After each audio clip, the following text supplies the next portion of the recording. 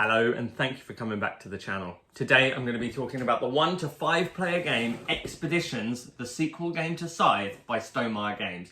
And at the top of the video, I just want to say thank you so much to Jamie for sending this copy across for review and content creation purposes. Cool, so now that's out of the way, let's talk about Expeditions.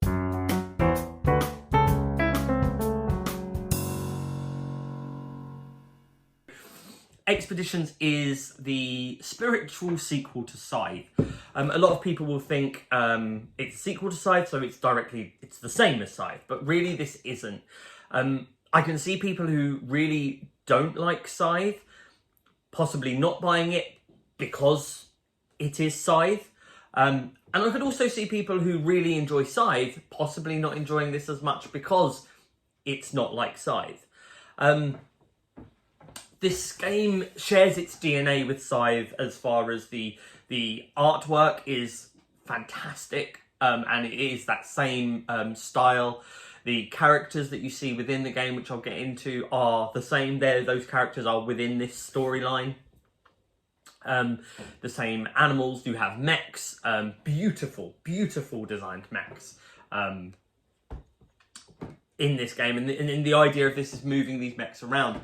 Now, what I would say with this game is, personally for me, it shares a lot of DNA with Lost Ruins of Arnak and Wayfarers of the South Tigris. Now, the reason I mention that is because with Expeditions, you have this large sprawling board that starts from the central base camp here, which has got all of your win conditions and where you would place your stars in typical Scythe fashion to be able to win.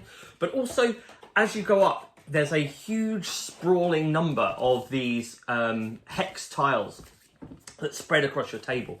And the idea is that you are moving your mechs from land to land to find, to get rid of corruption that has fallen from these meteorites.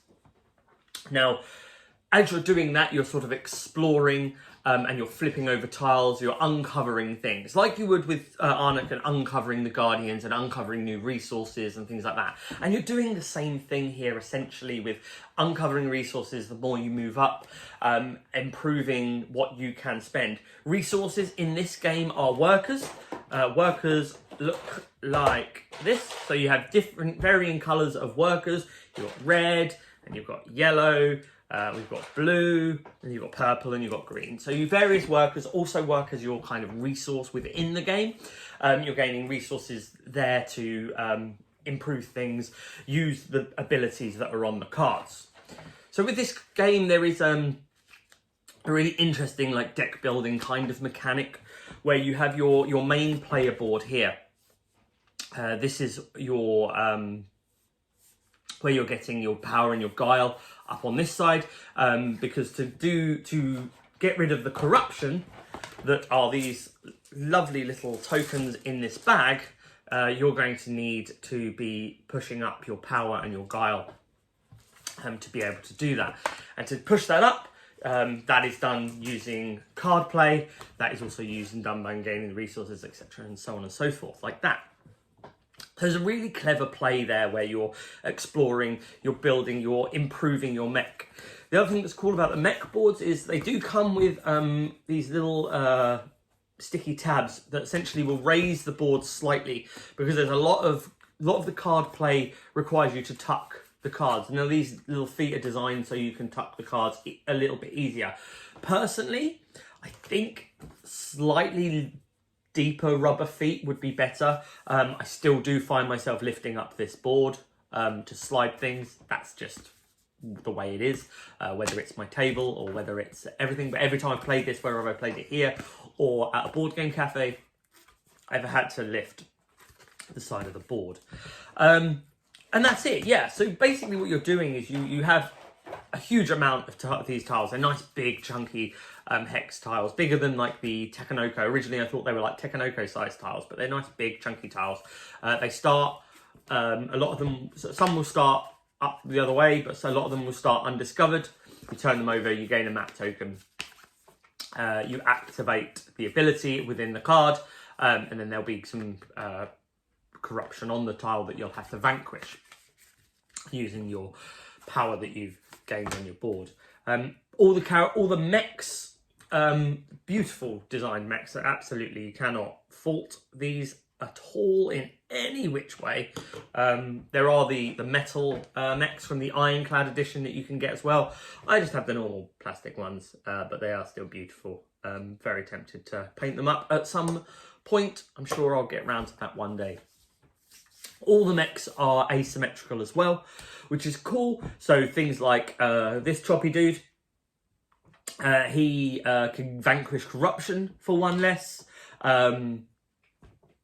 The big bison-looking dude can store more meteorites and things onto your board, because you're storing meteorites, you're storing gear, you're storing quests in your board to up the quality and how powerful and how quickly it is to gain resources and stuff like that.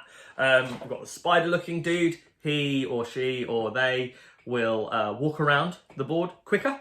So moves 4 spaces. Basically, you have 3 movements around the board. He moves 4 because he's got legs, longer legs. That makes sense, doesn't it, really? And then there's this one as well. The boat dude. The boat one. Oh, yeah. So with the boat, you can, when you're gaining your map tokens, if you're used to Scythe, you're used to these. You can throw one away to get a money. Again, points are based in currency, so dollars or Danish kroner or whatever they're based on. Upgrade to the metal ones are there, and they're really nice. But yeah, so that's how you gain points. You have your characters, again, asymmetrical. So some characters will be able to solve quests, and then your companion, your animal counterpart, is the one that generally can vanquish the corruption on the board. So it's really useful to, when you're playing the cards, to know when you should play the cards. It's pretty straightforward. There is some iconography, but there is a basic player aid card, which is really easy to follow. Pretty good. There's a bit more information on the back of the rulebook for some of the iconography that's not gone into detail on the card, but I understand there's only a certain amount of space you can have on a card. And I really enjoy it. This game grew on me. The first time I played it, I didn't really get it. If I'm going to be perfectly honest, this it just felt kind of cumbersome. But the more I play it, the more I really enjoy it. It has got... I personally love Lost Ruins of Arnak. A huge fan of Lost Ruins of Arnak, and it has that exploration feel about it. I do enjoy a deck building game where your cards are... The deck building in this is really interesting because it's not a straight up deck building kind of thing. You're playing cards based on your board, and you're doing the typical action selection. So you start with a refresh action, so you can do a move, a play, and a gather. So you can move your mech, you can play a card, and you can gather the resources from where you end up. But as soon as you have started that, you then start covering one, and you can only do the 2 of them rather than all 3 of them, unless of course you refresh. What will happen is you'll play your cards. So you have your hand of cards to the right hand side of your board, and then you discard cards to the other side of the board, the cards you played. And it's really important to make sure that they are in order. So this game can be a bit of a table hog, so it will take up room because you have to lay your cards down flat across. But you have cards here, cards that are to be used, cards that are used. And when you have used all your cards, or you don't really want to move anymore, you go to refresh, you scoop up all your cards, put your workers back on your board, and carry on and do it again, and just keep going around. And you're going around, moving around the board, taking corruption, gaining resources, getting any of the 5, trying to get 4 stars on the board, to kind of bring to the end of the game. So it's a really nice kind of, it's very tight, especially at more players, because you can't share a space, so you can kind of block each other in. There's no combat. There's none of that kind of, so there's almost solitaire nature. You're playing against yourself. You're playing a race. You're racing other people to explore the most as quickly as possible before anyone else can.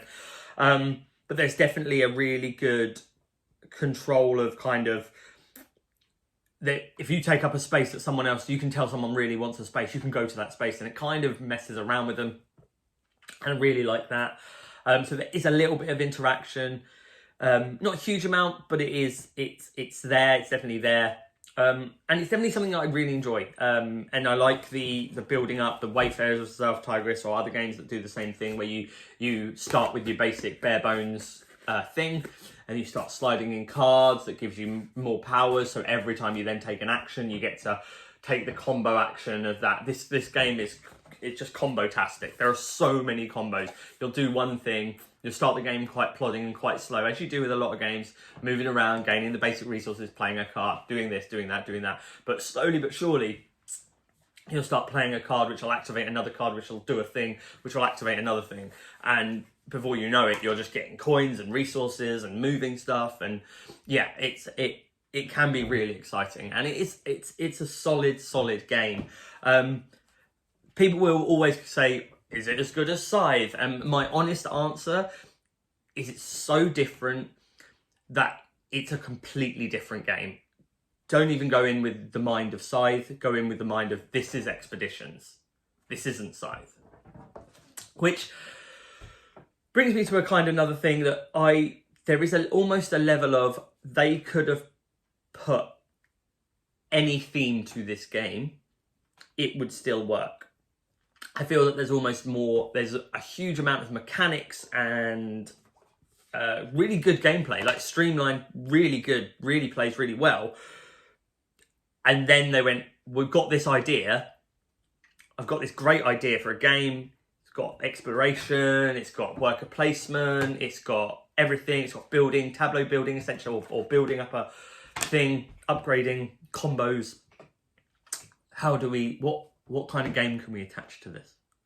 I'm sure it wasn't done this way, but it feels like, in my mind, you could come up with this incredible mechanic and go, right, how do we make this work as a game? What's popular? Well, Scythe's one of the biggest selling stonemaier games there is. This doesn't work for Wingspan. The area control Wingspan would be quite fun if these were birds. Scythe, hugely popular. Why not? Why not put Scythe? And it works. It works so well.